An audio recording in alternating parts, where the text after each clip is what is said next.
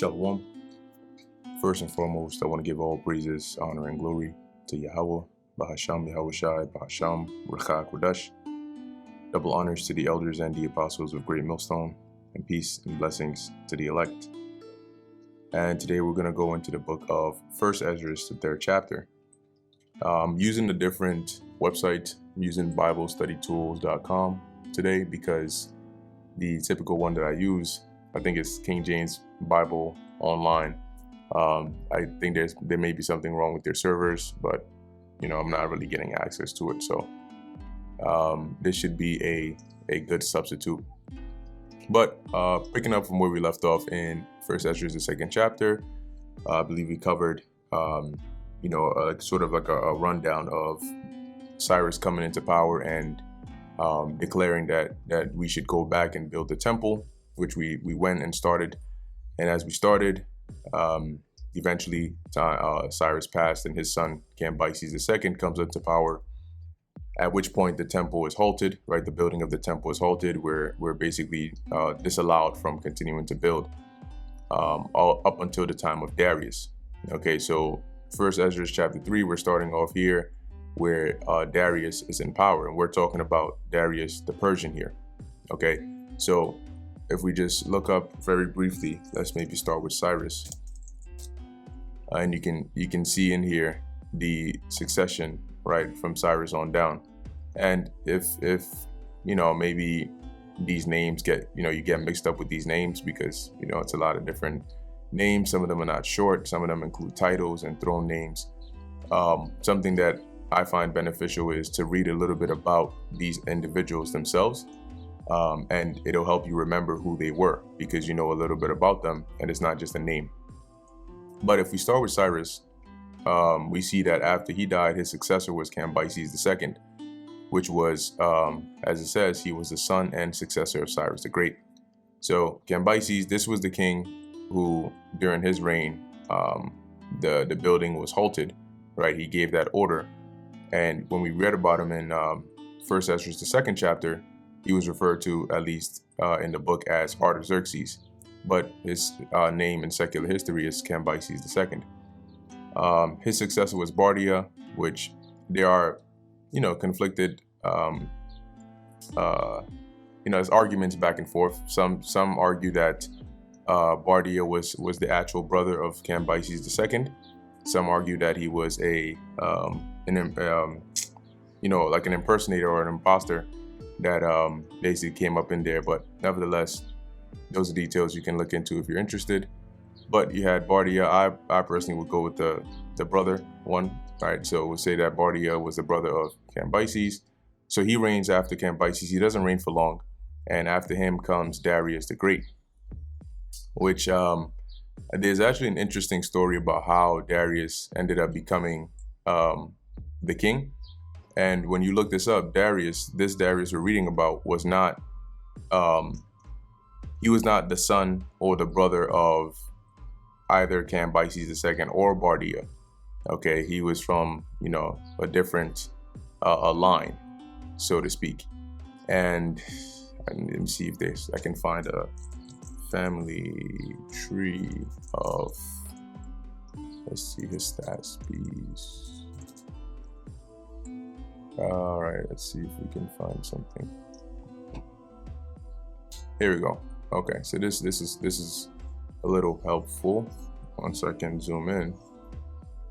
Okay.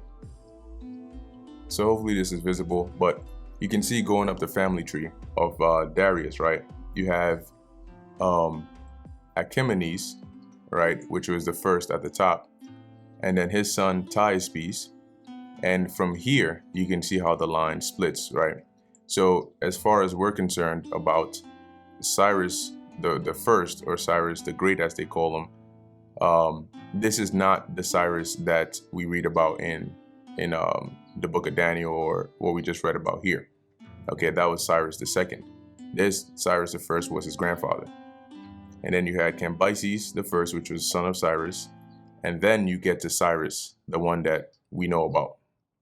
And from him, like we read, you had Cambyses II, who reigned from 530 to 522. And then for a very short period, a matter of months, you had Bardia, or otherwise known as Smerdis, which, like I said, will go with him being the brother. That's why you can see the line drawn this way. He reigned in 522. You also see that Darius the First also reigns in 522, right? Because Smerdis or Bardia reigned for a very short period of time. And you can see the line here. So, I mean, to an extent, Darius is, if this family tree is accurate, still of the royal line, but not, a descendant directly from here. So he basically comes up into power and then continues from his line, right? So that is the Darius that we're dealing with here in First Esdras, the 3rd chapter. And let's see. Let me see if this actually comes up.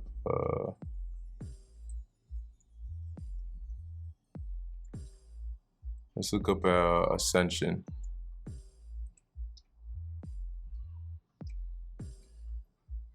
All right. Anyway, you can look this up, but like I said, there was an interesting story about. You know what? Let me just read it here since we're already here. So I'm just gonna get to the point here, but basically just skimming around through how Darius came up into power. It says here there are different accounts of the rise of Darius to the throne from both Darius himself and Greek historians. The oldest records report a convoluted sequence of events in which Cambyses II lost his mind, murdered his brother Bardia, and was killed by an infected leg wound. After this, Darius and a group of 6 nobles traveled to Sika Yalvadi to kill an usurper, Gaumata, who had taken the throne by pretending to be Bardia during the true king's absence. It says here, Darius's account written at the Behistun inscription states that Cambyses II killed his own brother, but that this murder was not known among the Iranian people. And then it goes into this usurper who comes up, and then Darius ends up taking him out, so he comes up into power. But as it says here, no member of the Achaemenid family would rise against Gaumata for the safety of their own life. Darius, who had served Cambyses as his lance bearer until the deposed ruler's death, prayed for aid, and in September 522 BC, along with Adonis, Intaphernes, Gobrius, Hydrones, Megabezus, and Aspathanes, killed Gaumata in the fortress of Sika Yalvadi. Let's see. Coming straight to the point. Okay, so it says Herodotus provides a dubious account of Darius's ascension. Several days after Gaumata had been assassinated, Darius and the other 6 nobles discussed the fate of the empire. So if we go back to this tree, what we've read so far tells us this Darius here was the lance bearer of Cambyses II. According to Darius, Cambyses killed his brother, and there was a usurper who basically feigned himself to be Bardia and reigned, which the people didn't know about. Darius, along with some other nobles or other people in certain positions, ended up assassinating this either Bardia or the so-called imposter. That we don't really care about the details of that here. Long story short, now you have a group of people, right? And the kingdom, there's no ruler, so they need to decide who's going to be the ruler here, and that's what we're reading about here. So as Darius and the other 6 nobles discussed the fate of the empire, at first the 7 discussed the form of government. A democratic republic was strongly pushed by Adonis, an oligarchy was pushed by Megabezus, while Darius pushed for a monarchy, and then they go on and on and on. To decide who would become the monarch, 6 of them decided on a test, with Adonis abstaining as he had no interest in being king. They were to gather outside the palace, mounted on their horses at sunrise, and the man whose horse neighed first in recognition of the rising sun would become king. And if you're not sure what that means by neighed, it's when those horses make that kind of sound. It says, according to Herodotus, Darius had a slave, Oberes, who rubbed his hand over the genitals of a mare that Darius's horse favored. All right, so I believe that would be like a female horse. Let's just confirm that. mare. Yep, the female of a horse or other equine animal. So in this case, we'll say it's a horse. So in other words, he had a horse that Darius's horse was really, intrigued by. So this was the plan, right? So it says here, when the six gathered, Oberes placed his hand beside the nostrils of Darius's horse, who became excited at the scent and neighed. This was followed by lightning and thunder, leading the others to dismount and kneel before Darius in recognition of his apparent divine providence. In this account, Darius himself claimed that he achieved the throne not through fraud, but cunning, even erecting a statue of himself mounted on his neighing horse with the inscription, Darius, son of Hystaspes, obtained the sovereignty of Persia by the sagacity of his horse and the ingenious contrivance of Oberes, his groom. So that's basically the context of Darius. And, if you, listen to that, when you hear about Darius, you might remember him a bit more because now there's like some context associated with the name. Nevertheless, let's get into it. So this is first Esdras chapter 3, verse 1. Now when Darius reigned, he made a great feast unto all his subjects, and unto all his household, and unto all the princes of Media and Persia, and to all the governors and captains and lieutenants that were under him, from India unto Ethiopia, of 127 provinces. That is a very, that's a lot, right? If you look up here, let's say Achaemenid, if I'm spelling that right, there you go. And if we look up the images, you can see just how big this empire was, right? So zooming in a little bit, look at how vast this empire is. Let me just let you zoom out just a little bit more. Cool. So this spans, they covered parts of Greece, Europe, they covered the whole of Asia Minor, all the way up onto bordering India in the east, and all the way up into parts of Africa here on the west. Okay, so you can see how huge this empire was. So continuing, it says, and also dealing with the Media, like it says, the princes of Media and Persia. It's known as the Medo-Persian Empire because you had both the Medes and the Persians in the empire. And for a period of time, like in this case, the Persians were, like the ruling class were the Persians, right? But you still had, Medes that were in there, living in the land. Though these are two different nations. Okay, the Persians are Elamites, and the Medes are, they descend from Japheth, right? So, continuing verse 3, and when they had eaten and drunken, and being satisfied were gone home, then Darius the king went into his bedchamber and slept, and soon after awaked. Then 3 young men that were of the guard that kept the king's body spake one to another. So basically his bodyguards, right, his guards that watch. Let every one of us speak a sentence. He that shall overcome, and whose sentence shall seem wiser than the others, unto him shall the king Darius give great gifts and great things in token of victory. So they basically came up with a contest to see who could have the wisest saying, and whoever would win, judged by the king, would be rewarded with these gifts. As to be clothed in purple, to drink in gold, and also when it's, you might wonder, right, because there are other parts or other scriptures that mention being clothed in purple whenever it's like associated with some form of being in a high position. You'll hear being clothed with purple or something along those lines. All right, and that's because that purple was very expensive.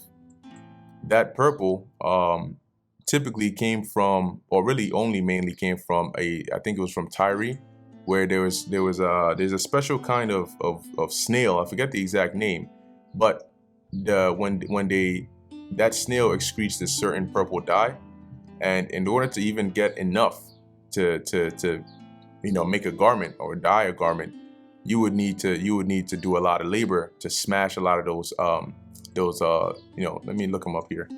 Tyrrhene purple. Trying to remember the name of the kind of critter it was. So it says Tyrrhene purple, also known as royal purple, imperial purple, or imperial dye, is a reddish purplish natural dye. The name Tyrrhene refers to Tyre, Lebanon, once Phoenicia.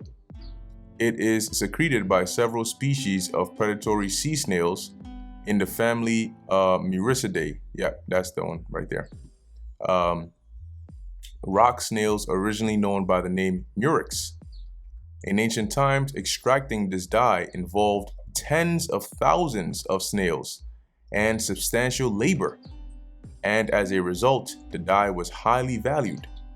The color compound is 6 by 6.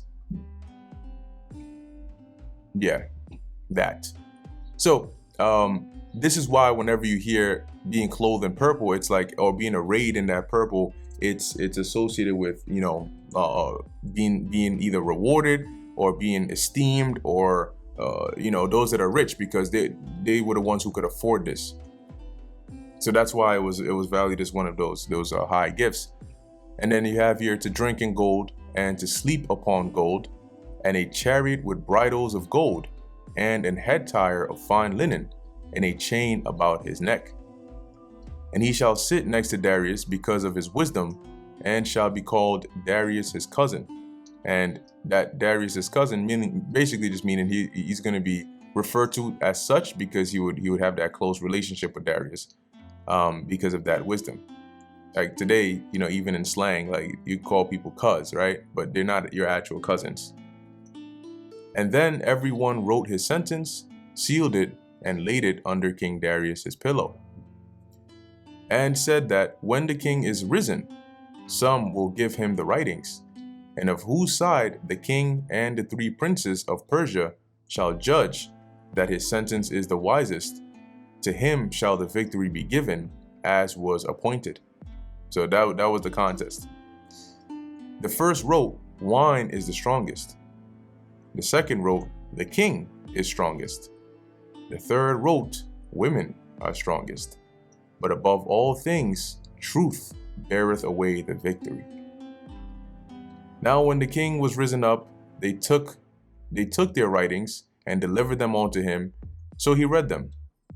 And sending forth, he called all the princes of Persia and Media, and the governors and the captains and the lieutenants and the chief officers. So this is like a major, like a event, It says, and sat him down in the royal seat of judgment, and the writings were read before them. So you had a huge audience here, and they're all listening to see, okay, these are the 3 sayings. Let's see which one is the wisest. And he said, and this is happening, and you may think, oh, this is like, what's the whole point of all this, right? Why did it have to turn into a whole big event from just, his bodyguards writing wise sayings? But remember that the Most High is orchestrating all of this, because at the end of this, at the end of this, there's going to be an outcome that is needed or necessary to further progress in the storyline of prophecy, right? So that's why the Most High had it to where all this was set up in this manner, and we'll find out when we get to the 4th and 5th chapters and so on. So verse 15, and sat him down in the royal seat of judgment, and the writings were read before them. And he said, call the young men, and they shall declare their own sentences. So call them, let them come up, and let them basically, speak on it. So they were called and came in. And he said unto them, declare unto us your mind concerning the writings. Then began the first, who had spoken of the strength of wine. And he said thus, O ye men, how exceeding strong is wine! It causeth all men to err that drink it. And err meaning to like, let's just say when they're inebriated, you don't operate in your right mind. So to commit error. It maketh the mind of the king and of the fatherless child to be all one, of the bondman and of the freeman, of the poor man and of the rich. So he's making the case here that wine is the strongest because regardless of whether you're a king or a fatherless, child, or a slave or a free man, or you're poor or rich, the wine is strong enough to have the same effect on everybody. It basically can put you in this induced state, irregardless of what your status is. Verse 20, it turneth also every thought into jollity and mirth, so that a man remembereth neither sorrow nor debt. Now, if you've seen, or even been in a situation where, you're drinking or you're seeing people drink and they're like either at a bar or just at a get together, you notice that once they get a couple of drinks in them, a lot of what you hear is laughing, right? That mirth, jokes, laughter, and all of that. And if say you're sober and you're just there, you'll hear that sometimes somebody says something and it's not even funny, right? At least on a regular basis in your sober mind, it wouldn't be funny, but for some reason it just becomes the most funny, hilarious thing, in the world, because that is the effect, as at least this servant was explaining, that wine does to everybody, right?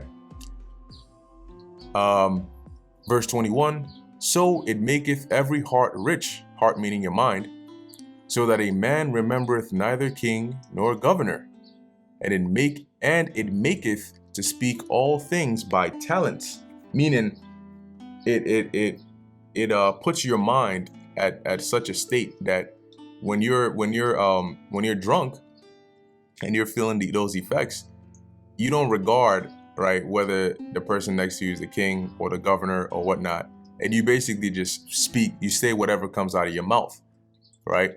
That's why he's saying here, it maketh to speak all things by talents, and a talent is a measurement.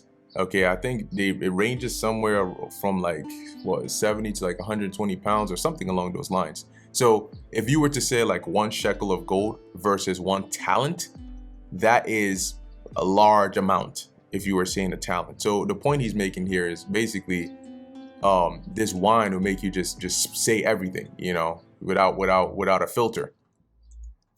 Verse 22, and when they are in their cups, they forget their love both to friends and brethren, and a little after draw out swords. Meaning, once again, if you take a bar scene, for example, you can have, laughter and all of that. But then again, you can have, as it says here, it's very easy for a fight or something like that to break out because people are not in their right minds. And when they're not in their right minds fully, right, that self-control is basically reduced now from a thick rope to just a thread. So it's very easy for them to forget who they are and wake up the next day and realize, oh shoot, what did I do? That kind of thing. Verse 23, but when they are from the wine, they remember not what they have done. So once that effect wears off, they forget what happened. That's how some people go out on a Friday night or a Saturday night, and they wake up the next morning with this mean hangover and not remembering what the hell happened the night before. And then they check their phone and see a text from some shorty and realize, whoa, what is she talking about? Yeah, that kind of stuff. Verse 24, O ye men, is not wine the strongest, that enforceth to do thus? And when he had spoken, or when he had so spoken, he held his peace. And that brings us to the end of 1 Esdras, the 3rd chapter. And so, yeah, pretty straightforward, went into the contest that's now being had. And so as we go through the subsequent chapters, we'll cover how it turns out, how it ends up, and what does that actually lead to. Okay, so Lord willing, this is edifying to the elect. In closing, I want to give all praises, honor, and glory to Yahweh, Bahasham, Yahweh Shai, Bahasham, Rachak Wadash. And until next time, Shalom.